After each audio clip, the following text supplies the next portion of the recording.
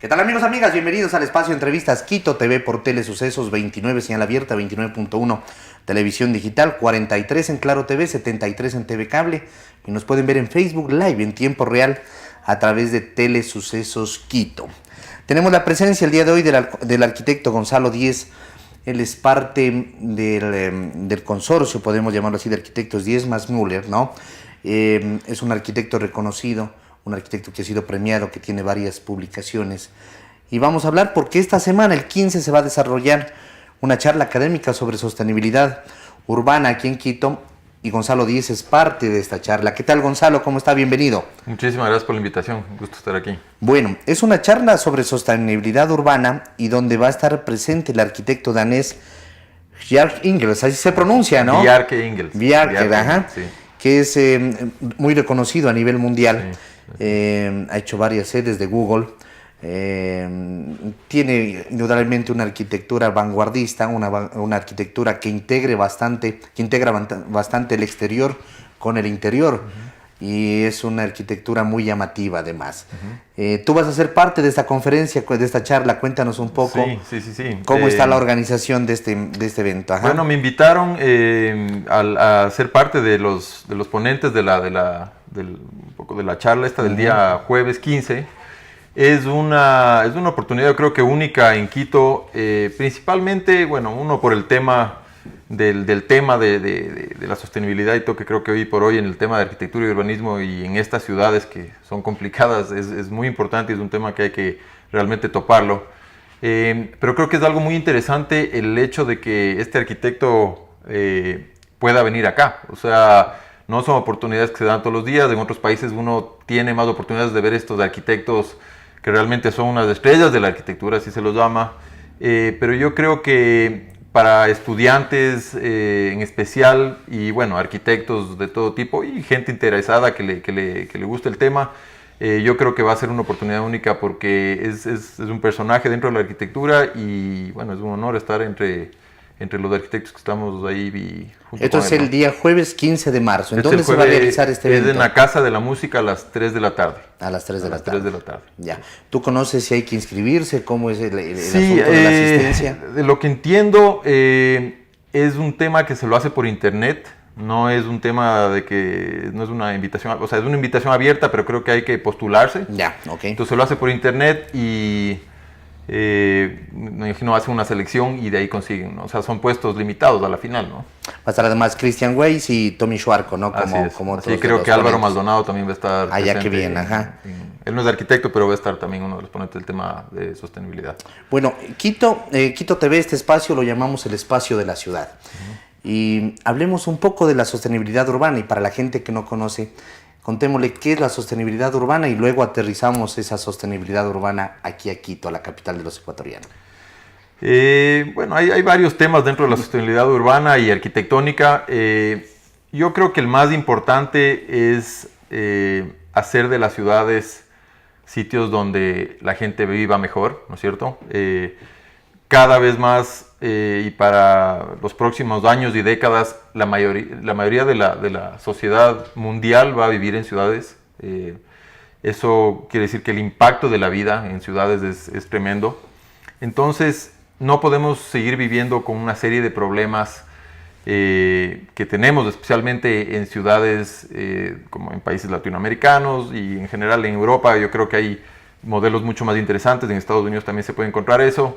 Pero la sostenibilidad urbana es ver cómo a través de la movilidad, del espacio público, de la calidad de vida, ¿no es cierto?, que se les ofrece a los habitantes, se mejora esa vivida en la ciudad, que cada vez va a ser más prominente, ¿no? Correcto, es decir, esto para que entienda la gente, trasladamos el hecho, por ejemplo, de la arquitectura cuando realizamos una vivienda, cuando realizamos una oficina, un determinado espacio que tiene que ser un espacio que sea funcional, formalmente bonito y que sea agradable y que sea cómodo para uno desarrollar la actividad o la necesidad para la que fue creado o en la cual voy a realizar. Lo mismo se traslada ya a una escala mayor a la ciudad, con todas las condicionantes que existen, ¿no? Movilidad, infraestructura, zonas que no tienen determinada infraestructura, asimismo, y creo que es importante ir encontrando soluciones, ir encontrando la hoja de ruta para que estas ciudades sean sostenibles. Así es, así es. Es un sistema complejo de abordar, o sea, es un sistema en el sentido de que esa infraestructura no es solo un tema arquitectónico, es varios ámbitos que hacen, que pueden ayudar para mejorar la ciudad. Y es complicado porque las ciudades tienden a crecer, especialmente Quito ha crecido horizontalmente, y eso sin mayor planificación. Y por más que haya algún tipo de planificación, siempre van a haber problemas, siempre es una serie de coyunturas que se dan, ¿no es cierto? Los planes mismos se los da de baja cada que existe un cambio de administración municipal. Es muy difícil, a lo menos en esta ciudad ha sido muy difícil mantener una planificación ordenada, pero yo creo que es el momento ya de hacerlo. Hoy por hoy está cambiando la ciudad, donde vemos que la ciudad ya se está impulsando y se está promoviendo que empiece a ser una ciudad con una mejor movilidad y que empiece a crecer verticalmente. O sea, cada uno tiene que empezar a vivir dentro de unos núcleos donde el trabajo, la vida, los niños, todo claro, están centralizados. No podemos seguir movilizándonos y desplazándonos a unas distancias tremendas, porque ahí es donde lo que hablamos, la calidad de vida de los habitantes empieza a disminuir, ¿no? Y bueno, ahora con el crecimiento de los valles, etcétera, es el momento de empezar a pensar en una planificación y una estrategia un poco a largo plazo, ¿no? Hay un elemento que entra en la ciudad y que se lo está construyendo, que es el metro de Quito. Indudablemente, yo siempre a la gente le recuerdo que el metro no es una solución, es parte del sistema, es parte de una solución siempre y cuando se articule eso que está en el papel, eso que está en la teoría, lo pongamos en la práctica. Hay muchas cosas que ya se deberían de haber hecho, como ya empezar a reorganizar frecuencias, rutas de transporte. Todavía no se lo hace, esperemos que se lo haga y que se integre con este transporte que cubre una parte pequeña, al fin y al cabo termina siendo así de la ciudad. O sea, el metro, yo soy fiel creyente en que el metro definitivamente va a ser una alternativa buena para mejorar la movilidad. Definitivamente la ciudad es un eje muy largo, ¿no es cierto?, desde el norte al sur de Quito. O sea, son prácticamente dos ciudades muy grandes, ¿no es cierto? Y el metro definitivamente, esa línea, esa arteria va a ayudar tremendamente. Pero tiene que estar complementado con una serie de otros sistemas de movilidad, de otros tipos de infraestructuras, de otros sistemas de cobro incluso, ¿no? De todo, para que realmente tenga la eficiencia que se espera del sistema, ¿no? Bueno, ¿qué pasa con otros proyectos? ¿Cómo tú le ves como arquitecto, como urbanista? Proyectos que incluso se han quedado paralizados, como la solución vial Guayasamín, los Quito Cables. Se habla bastante de que no fueron socializados mucho con la gente de esos sectores, sobre todo. Sí. ¿Cómo tú le ves esas soluciones? O sea, son soluciones difíciles de dar porque siempre van a haber pros y contras. La socialización es crítica en cada uno de estos, porque no es un gesto pequeño que estamos haciendo en la ciudad, sino realmente afectan a un montón de gente, para bien o para mal. Un montón de gente, un montón de barrios, etcétera. El tema del Quito Cable yo creo que sí es una alternativa factible y más que nada necesaria, porque en el sentido este-oeste en realidad hay un montón de barrios que son inaccesibles, ¿no es cierto? Que son, al menos que tengas un muy buen carro, que la mayoría de gente necesita de un transporte público, etcétera, son muy difíciles de llegar. Y por la topografía de Quito se vuelve una ciudad complicada para el transporte. Pero son zonas donde los buses tipo que tenemos aquí en Quito no van a poder llegar. Entonces la topografía y la geografía de la ciudad en sí es una que te exige ciertas medidas y sistemas como son el cable, como funciona más o menos en Medellín, etcétera. Y como la ciudad, parte del problema son estos crecimientos hacia los taludes, etcétera, que muchas veces son informales. No hay después unas soluciones muy fáciles de conseguir. Entonces esa es una. Y bueno, hay una serie de otros temas que se puede abordar. Por ejemplo, el problema que hubo con la salida del túnel Guayasamín, donde se iba a hacer ese paso a desniveles, es un muy buen ejemplo del tema de la socialización, ¿no es cierto? Yo como arquitecto voy siempre a pensar que un paso a desnivel no es la solución. Y gracias a Dios del Colegio de Arquitectos, que es una entidad que también estoy involucrado yo, hubo una muy buen input de parte de ellos, ¿no es cierto? Donde se se expandió la preocupación, etcétera, y a un programa que lo tenían prácticamente ya listo, donde ya lo lanzaron para hacerlo, se le dio de baja, ¿no es cierto? Y yo creo que en ese caso puntual fue para bien. Entonces, fue un acierto porque, claro, iba a haber problemas, o sea, la Plaza Argentina se moría. Ya en sí no es, al estar rodeada de calles, no es tan fácil llegar, pero todavía es un espacio horizontal donde la gente sí va y lo usa. Entonces esa plaza iba a morir, porque es lo que pasa con los pasos de desnivel, iba a haber problemas con los edificios colindantes. Entonces ese es un muy buen ejemplo de una buena socialización, ya haya sido a la fuerza o no, pero que dio buenos resultados para que las cosas se vean otras opciones, ¿no? Que sean mejores. Tú lo dijiste en una parte de la entrevista, es importante las decisiones que se están tomando en cambiar una ciudad horizontal a una ciudad de altura. Primero, es una ciudad muy extensa, son 2 ciudades como tú dijiste. Cuando las vemos en los mapas, incluso las veíamos que parece un león así como extendido, ya una serpiente. Ahora ya le está saliendo unas patas porque los valles ya son unas 2 patas muy grandes.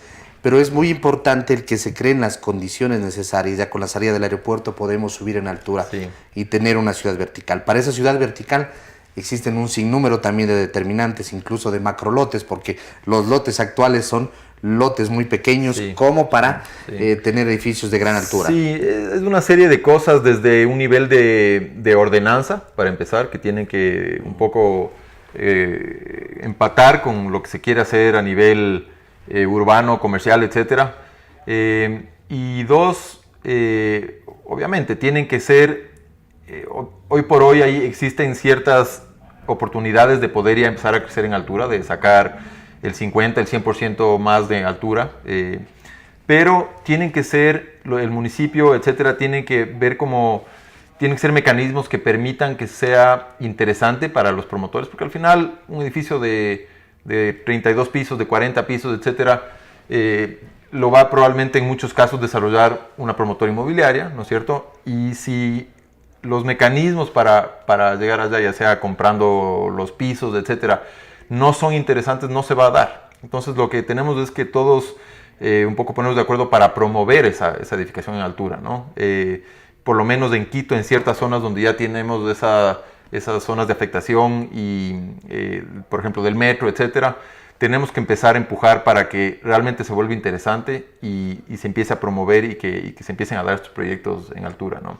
Hay un tema económico también de por medio, o sea, ya son edificios de otra escala, de otras economías, pero yo creo que eso de alguna manera u otra es más fácil que se dé. Claro, estamos indudablemente, hay una crisis en el país, eso es indudable, no lo podemos tapar. Ha existido una baja en el tema de la construcción. No hay mucha demanda ahora de departamentos, de oficinas, más vale vemos la ciudad empapelada en varias partes se vende o se arrienda viviendas y oficinas.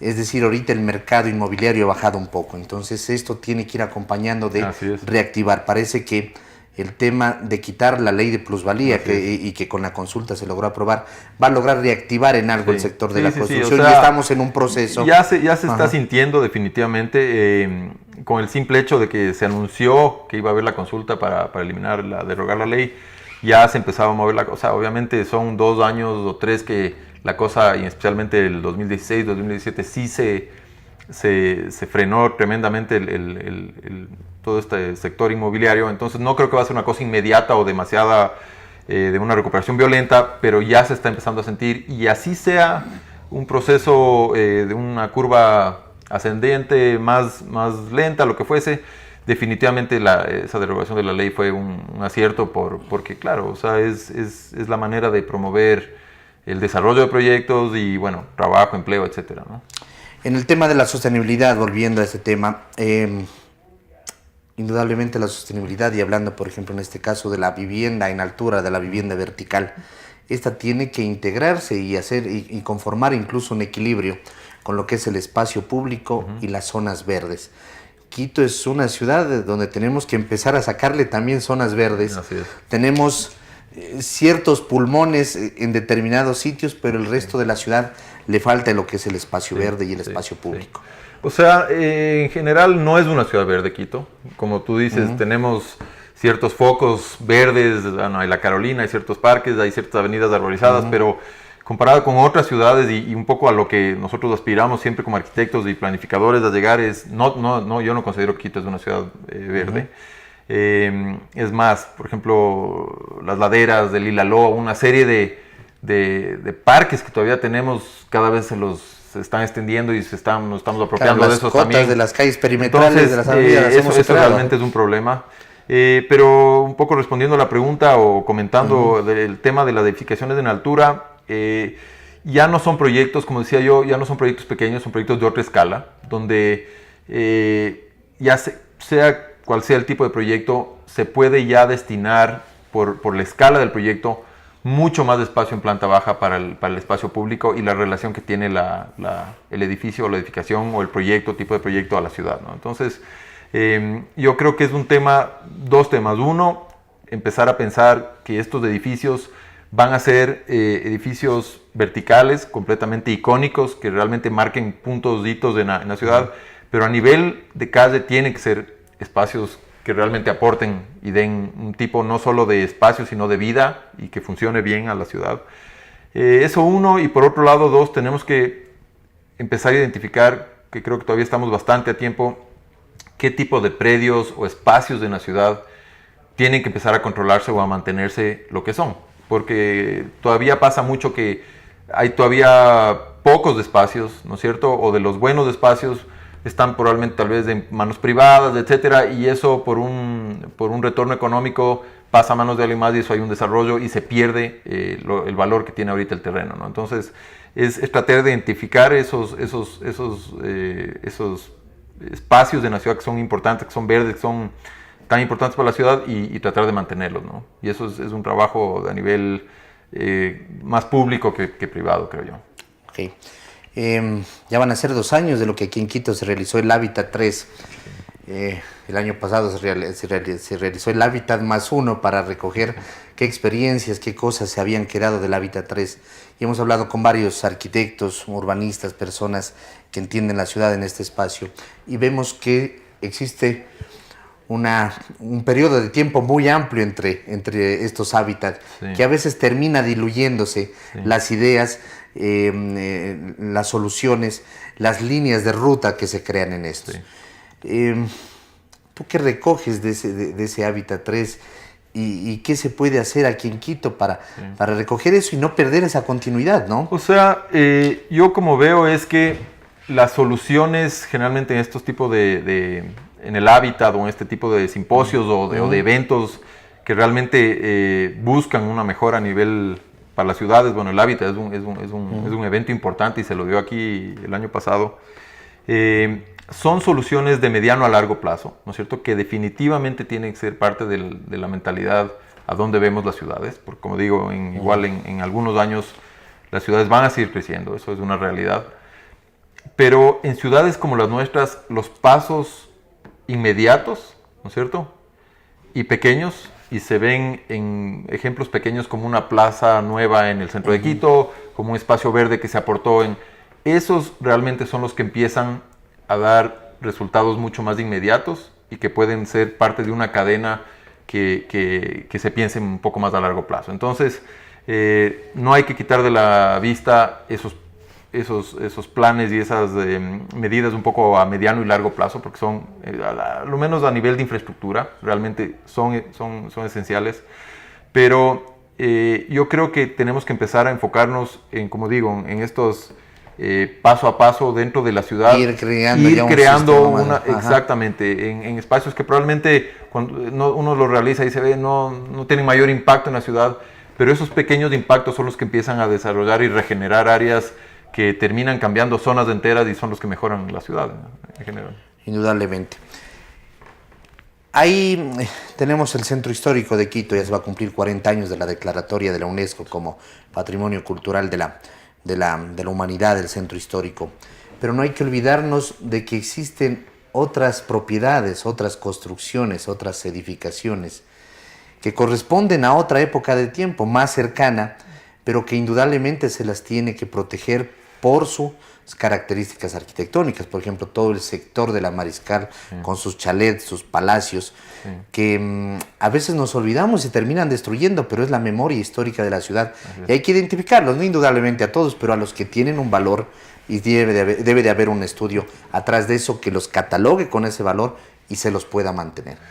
Sí, como digo, ahorita hay una nueva administración en el Colegio de Arquitectos, dirigida por el arquitecto Pablo Moreira, que es el nuevo presidente del Colegio de Arquitectos, y es una iniciativa que no creo que sea la primera vez que se lo hace, pero es una iniciativa que realmente se le está empujando de verdad. Y no es solo para mantener barrios o construcciones patrimoniadas como generalmente se las conoce. Aquí siempre las casas neocoloniales o republicanas son las casas, o incluso de principios de siglo, mediados de siglo, etcétera, son las que siempre se les ha visto como arquitectura patrimonial y que hay que salvarla, ¿no es cierto?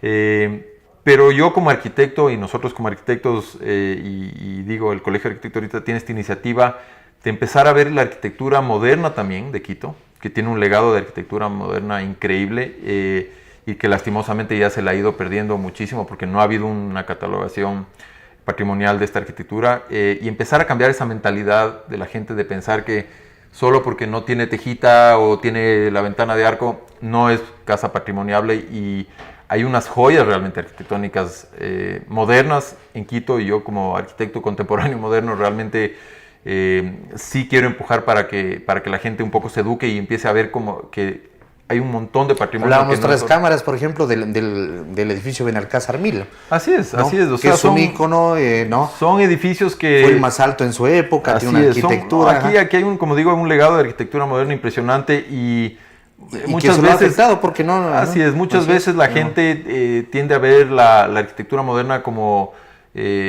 algo que es muy reciente, pero ya son 30, 40, 50, hasta 60 años de una arquitectura moderna y de una... Esto es reciente y no tiene valor a veces. No tiene valor, y lo que pasa muchas veces es que son edificios que no solo hay que patrimoniarlos, ¿no es cierto?, para que no se los bote o se los mantenga, sino para que se los mantenga en las condiciones como fueron diseñados originalmente. Eso no quiere decir que el día de mañana tenga se lo mejore, se le haga un upgrade o lo que sea, o se lo cambie de uso, está perfecto.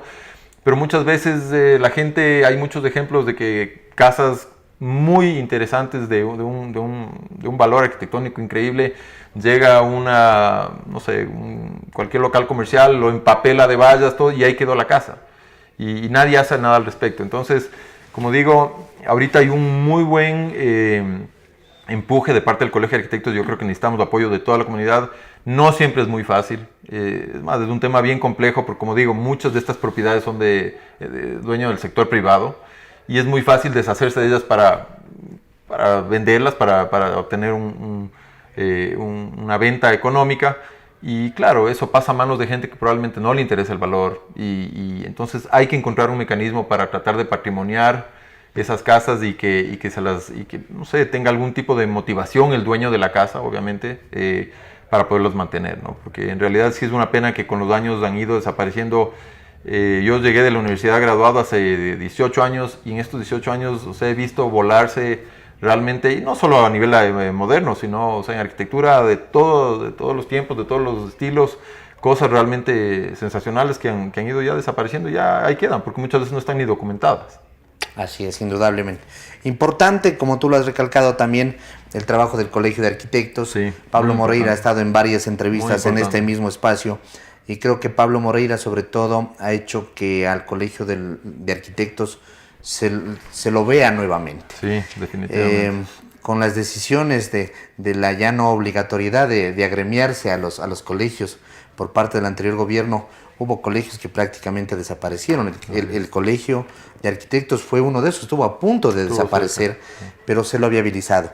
Cambiando la estrategia, ¿no? Reinventándose, refundándose, y participando incluso activamente con las decisiones de la ciudad. Yo eso valoro mucho, y le he dicho a Pablo ahorita hay un equipo, o sea, desde el Pablo, María Samaneo, que es la vicepresidenta, y hay un equipo en todos los sectores que está empujando muchísimos frentes, ¿no es cierto?, a nivel cultural, a nivel arquitectónico, a nivel gremial, que realmente están haciendo una diferencia. O sea, son un equipo muy, muy fuerte, con una visión y con un empuje que yo creo que necesitaba el colegio esa renovación y se están apoyando mucho en las directivas anteriores, etcétera. Hay una muy buena relación siempre y se ha dejado un espacio para que realmente hagan bien las cosas y lo están haciendo. Eso creo que es importante, se han valido de la experiencia, Así no han es, sido así es. egoístas, No, han recogido porque opiniones de varios no, y sectores. todavía hay mucho Ajá. involucramiento de las administraciones anteriores y todo, que eso es clave. Entonces eso hace que las cosas funcionen, no es lo que tú decías al principio, que se acaba una administración, sale otra y ahí quedó el proyecto o ahí quedó los todo, procesos. y todo lo anterior no sirve. Así es, entonces eso está funcionando muy bien, es un trabajo tiempo completo que lo están dedicando. A mí me involucraron ahí, lastimosamente no he podido darle el tiempo que yo quisiera, pero cada vez que puedo hablo de esto porque realmente es algo que lo están haciendo muy bien. Eso lo han hecho y han participado incluso en diversas discusiones en temas críticos que ha atravesado el Cabildo quiteño. Así es. Incluso con Pablo Moreira la última vez hablábamos, justo cuando estaba fresquito, el golpe que nos daban con los impuestos prediales y el Colegio de Arquitectos estaba trabajando en este tema. Nos sorprendíamos del valor por metro cuadrado de construcción que se tomaba en ciertas partes, y él y yo como arquitecto, y tú debes de coincidir con eso, realmente estábamos locos con ciertas cosas. Hay, existe una preocupación, esperemos que las cosas cambien, aunque no han dado muestras todavía el Cabildo al respecto. Son procesos que toman tiempo y no es fácil, pero bueno. Así es. Queremos agradecerte, nos hemos quedado Muchísimas cortos de gracias. tiempo y Muchísimas gracias. hablaremos en una próxima ocasión de arquitectura de ciudad, que es lo que nos apasiona y lo que nos encanta. Es mi pasión, así que yo vengo a hablar de lo que quieran, encantado. Así que muchas gracias Muy por la invitación. gentil, muy gentil, Gonzalo. Muchísimas gracias por la invitación. Amigos, ha sido Gonzalo Díez, máster en arquitectura y planificación por la Universidad Syracuse, ¿así se pronuncia? Syracuse. Syracuse, en New York. Es la Universidad de Siracusa, sí, en realidad. En Nueva York. Siempre hay que preguntar las pronunciaciones, ¿no? Aunque la Academia de la Lengua dice que tenemos que, como está escrito, leerle en español, ¿no? Pero a veces no suena tan bien. Es parte y se ha asociado con Felipe Müller para formar la Oficina de Diseño y Arquitectura Diezmas Müller Arquitectos, que siempre ha sido reconocida por sus proyectos a nivel nacional e internacional, ha recibido ese reconocimiento. Gracias por estar aquí, y la invitación para el jueves 15 de marzo se va a dar este evento con el arquitecto danés Bjarke Ingels, que dará una charla en Quito sobre sostenibilidad urbana en Quito. Hemos hablado de urbanismo, hemos hablado de arquitectura, hemos hablado de sostenibilidad urbana. Amigos, hasta la próxima, que pasen bien, felicidades.